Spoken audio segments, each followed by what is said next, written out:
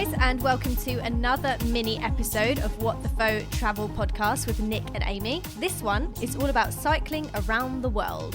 Welcome along to the show. Thanks for joining us, guys. So, like Amy said, this month we are talking about cycling the world, and we're talking to a guy called Nick Thomson. He has exactly the same name as me, spelled exactly the same way, which is pretty cool. But we are not related as far as we are aware. Maybe my parents have had a colourful history that I'm not sure about. So yeah, we spoke to Nick about cycling the world. And this is all thanks to our listener, Stefan, who is from Romania. He wrote to us a while ago saying, you guys need to check out my mate Nick Thomson, who is cycling around the world. So that's exactly what we've done. And this is amazing. He's from Norwich in England, and one day he decided to go cycling, and he hasn't stopped. And it's been 4 years, and he's still going around the world. They just couldn't believe that somebody would do all that Cycling. for no particular reason. Why are you doing this? I just felt like... Cycling. So yeah, we thought that Nick Thomson, not my husband Nick Thomson, this Nick Thomson, would be a very good person to interview, but we didn't know quite how inspired we would be by the end of it. So since interviewing him, we've actually been bike shopping, which I don't think we've ever been bike shopping in our lives. Yeah, we haven't bought a bike, let's make that clear, but we went to have a look, didn't we? That's true, yeah. We found out about the different types of bikes and the different bits that you can put on it for your luggage and stuff. It opened our eyes to that side of life, which, because we're not campers, we're not cyclists, we're not really sporty people. But Nick blew us away, didn't he? Yeah, absolutely. Completely opened our eyes and our mind to alternative ways of travelling. We kicked off the interview with Nick by asking about his travels and just asking what has he been up to. I think it was 3 years ago I kind of packed up, sold all my possessions, then kind of locked myself out of my old flat share in London and went on a bike ride, essentially. So I didn't really have any proper plan except that I was going to head east, vaguely in the direction of China. And so, yeah, I kind of ended up cycling Europe, Turkey to Istanbul, went across Turkey into Georgia and Azerbaijan, hitchhiked on this container ship across the Caspian Sea into Kazakhstan, and went all through Central Asia, kind of following the old Silk Road, essentially, like your Mongol Rally episode. It's kind of following a similar route all through the stands, like Uzbekistan, up into the Pamirs Highway, into Tajikistan, along to Kyrgyzstan, into China. By that point, I didn't actually have any plan for after that, and I was running low on money. I ended up working in China for a year as an English teacher just to replenish their bank account, and that gave me some time to think of what I wanted to do next. So I then went up into like Western Sichuan, up into the Tibetan Plateau, and then down into Southeast Asia. I got as far as Kuala Lumpur before having to box and bike up onto a plane. I spent 3 months in Japan, and then I've just finished cycling Australia, basically from Darwin right down the middle to Melbourne and back up to Sydney. Yeah, so I've been on the road for about 3 years now. I think that's about 25 countries and about 30,000 kilometres. In a nutshell, in a very large nutshell, that's it.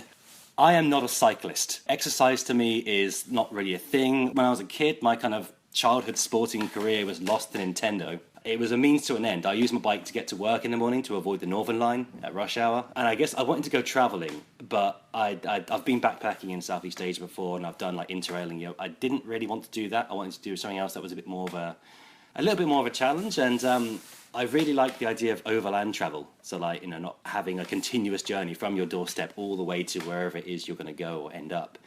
And I think 10 years ago, I did a bike ride with my dad, like from Norwich to Bristol. And that was the first time I kind of realised you can use a bicycle to go beyond your immediate neighbourhood. Beforehand, I was always thinking, you need a car to go anywhere beyond a couple of miles. But I thought if you have the time, you can literally cross countries or continents on a bicycle. And I think after a couple of years of working and not really doing what I wanted to do, I just thought, well, I might as well just, while I'm not completely unattached, pack up and test that theory.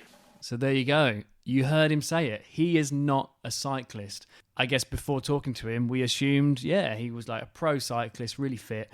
But that has shown we can all do it. And I bet there are people listening right now, same as me and Amy, who never even considered a bike as a way to travel. We're all thinking buses and planes and trains. But once you pay for a bike, of course that costs money to pay for the bike. But once you've bought the bike, you can then go anywhere in the world for free. Like, this is mind-blowing. Yeah, and like we said, it really opened up our mind. So at this point, we're thinking, right, okay, so maybe we could do it. We're not that fit. We're not pro cyclists, the same as him. Can we do this? So we asked him, what type of equipment do you need for something like this? And what sort of budget are we looking at?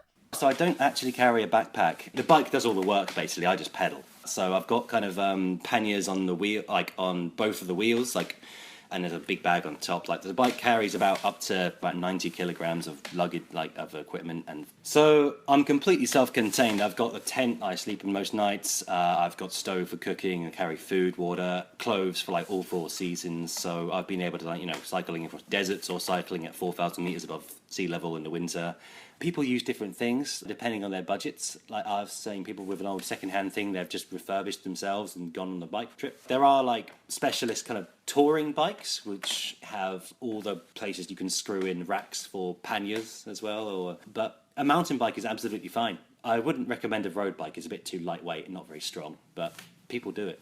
I end up not bothering having a budget because I just end up blowing it. But because my outgoings are so minimal, it's essentially how much I want to eat. And that's kind of the main expense. And that's something that I'm pretty liberal with. I eat for a hobby these days because you're burning off the calories anyway. It's pretty good. You can camp I camp for free most nights. Just find somewhere to wild camp, put up a tent, and I'm gone in the morning. Your outgoings are absolute minimum. And I think that's probably another reason why I chose the bike as a way of traveling. And I think it's a really good way of traveling because if you don't have a big budget but want to travel for a long period of time, if you're camping and that, it really does stretch out that money you have. Now, I would say guest Nick's mind and my mind work in the same way there. So on the daily, all he thinks about is, what do I want to eat? Yep. So I feel like this life might work out for me. So you can essentially travel for free. Yep. And then Tick. eat as much. Of course, you have to pay for the food, but because you're doing all the exercise, you can eat as much as you want. Tick. Yeah. Free travel, shitload of food. Like, this is sounding better and better as we go on. It really, really is. So something I want to point out before we move on, he mentioned panniers, and we didn't know what they were before the interview. They're like little bags that go on the side of your bike. I think they go on like the side of the back wheel where you can kind of keep your luggage. So that's what panniers are. Of course, earlier we did mention that Nick is not a pro cyclist, but surely you need some sort of fitness level. So we asked Nick, how fit really do you need to be to do this? When I first started, it was like March. I still kind of haven't recovered over, the Christmas holidays, but you just pedal as far as you feel you could. And like my first day, I did like 40 kilometers or something. You pedal until you get tired, you stop, you have a bit of food, then you keep going if you can, until you find like you've had enough for the day, and you stop and you find somewhere to sleep. And then you repeat that over and over again, making sure you eat more than you think you need. And slowly that distance gets a little bit further every day until you cycled across a continent, basically.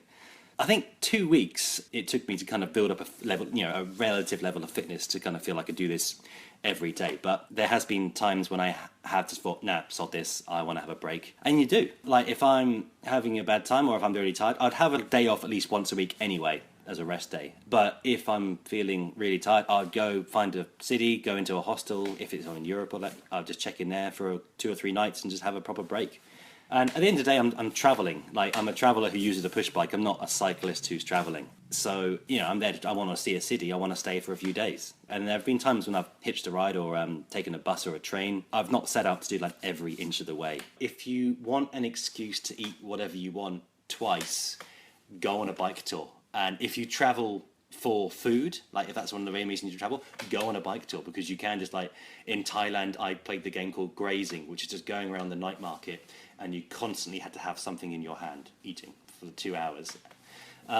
Actually, a friend did join me in Japan for a week. Her first time ever on like a bike trip like this. She just flew out and spent a week in Hokkaido cycling around, and that was really nice.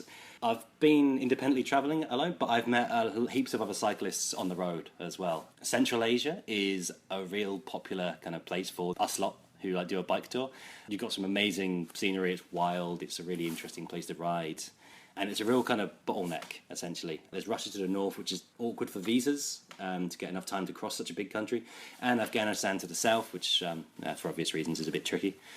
So yeah, it's a real, like, there's one road essentially going east and west, and you meet cyclists maybe 2 or 3 times a day on some places. So it do tend to meet a lot of people. I also travelled with a guy in Australia.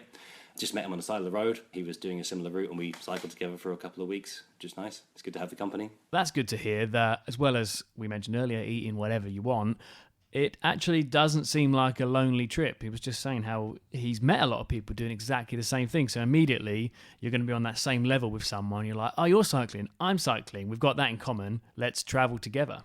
Yeah, and I really like that he calls himself a traveller that is cycling around the world rather than a cyclist that is travelling around the world, because that's where we would come from if we were going to cycle. But no, I thought that was a good point. We continued the chat with Nick.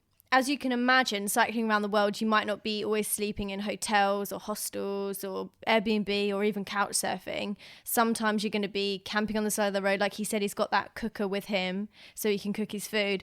You can imagine that sleeping in a desert by yourself, there'll be snakes, or, you know, someone could just pick you up and find you when you're sleeping. It could be quite scary out there. So we asked him, what's the scariest moment you've had while doing this? The scariest moment I've ever had was Rochester in Kent, I think on like day 2.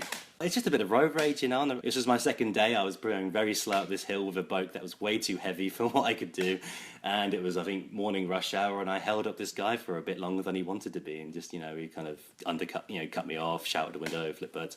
I think that's the only time everyone's ever been aggressive towards me. The times when people have been nice, like, you know, unquestionably, you know, invited me into their homes and all that, I can't count the number of times that's happened. But yeah, only once I've ever felt like in danger, and that was in the UK. About like people and interactions, I think Turkey is probably one of the most amazing experiences I've ever had. Like, whenever I was going through, like, these kinds of people would see me, like, I'd stop into a cafe, have a cup of tea, they'd see the bike, they'd see a foreigner in some village, which doesn't often get them coming through. Yeah, they'd like, you know, end up buying me a cup of tea, and then they'll start chatting through like Google Translate and just asking, what the hell am I doing here?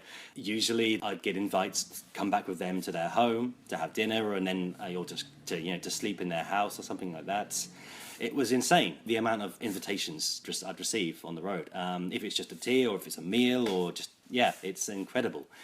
I spent 2 days in this village in Turkey once, just because I think I arrived there, it was going to rain that evening, and they just kind of went up to me like, there is bad weather coming. You will stay with us tonight, as a matter of fact.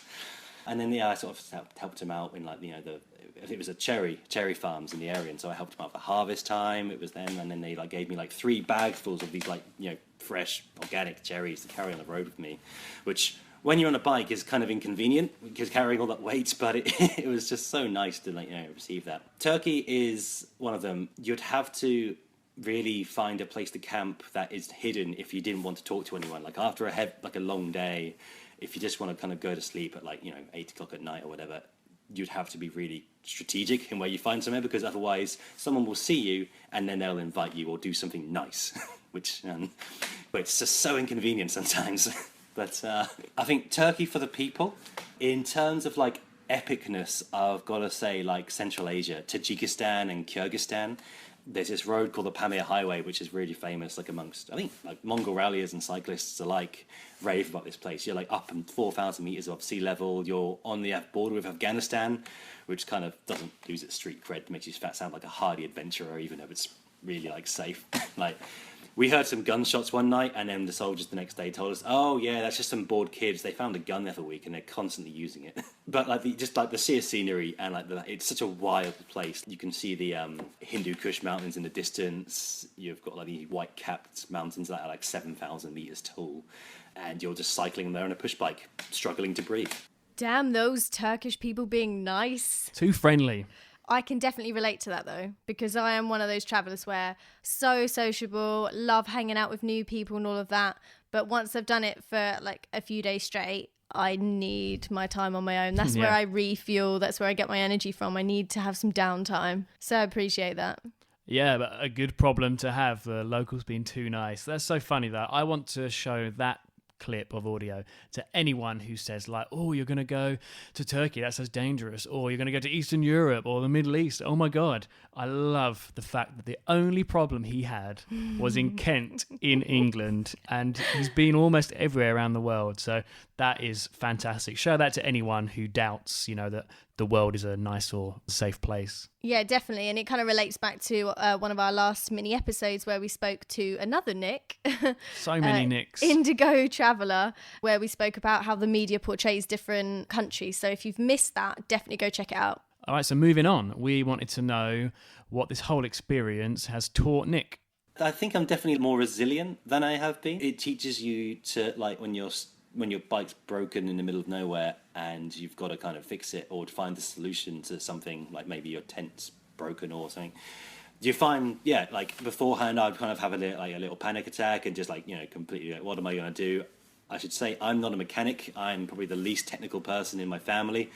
It has taught me to be better at problem solving, so there's that element. I guess I'm more open-minded as well, like in terms of, and more like open as a person for social interaction, much more than I was, especially when you're living in London and all you do is you don't talk to strangers at all. There's something really similar which I use a hell of a lot. It's called warm showers, and it's basically like it's exactly the same kind of setup as couch surfing. If you're staying in a house, you can host people, but if you're on a bike tour, you will then get in touch with these people. It's specifically for cyclists and for people on bike touring trips. It works exactly the same as that, and I use that quite a lot throughout. It's all over the world, basically. So I've used that quite a lot, and when I arrived in this city in Chengdu, I ended up staying with this French and Turkish couple who did a similar trip I have. They ended up cycling from France all through Central Asia to China, and they stopped and through just personal context, they got this job in this English school. So it was kind of a combination of like personal connections, but also I was in the right place at the right time. Right now in China, I think China is a very relatively easy place to get a job as an English teacher. At the moment, with the kind of developing economy and rising middle class, the demand is really outstripping supply. So the companies that are like employing foreigners as English teachers, always looking for new members of staff, basically. It was quite easy to get a job in that sense. Like as a native English speaker, I fit the bill entirely. I emailed them like on one day. I had the interview the next day. And the third day I had a job. I just signed a lease of an apartment for a year, and it was like, I had to kind of find some clothes that weren't like, covered in dirt from Central Asia and stuff, basically. So it's a good place to stop and save money because you're on a relatively good salary. You can save a lot of money because the cost of living is so cheap as well. You normally get a housing allowance. But yeah, it was an interesting year. I've arrived in New Zealand yesterday. I've got 6 weeks here. Winter's just about to start, so I'm a little bit apprehensive after spending 9 months in Australia. I'm wearing every item of clothing I have at the moment, so, and I'm inside. So after here, I'll got a flight booked to Colombia, and I'll want to do like a month of Spanish classes. I think that would really help, especially because cycle touring has that kind of interaction with locals in these villages where they definitely won't speak English because not many tourists go there. I think that'll really just help that engagement with the local population. And after that, I'll head south, down all through the Andes. Heading, basically the end goal is Ushuaia in like the southern tip of Argentina and all through Patagonia. And at that point, I don't know. I'm not 100% sure where I'll go next. I've got a couple of options. I've got like Portugal and back home to the UK, or Morocco and back home. Depending on how much money and sanity I have left, maybe it'll be like Western Africa, or if for some reason I really want to delay coming back home, I can go to South Africa and go all the way back there.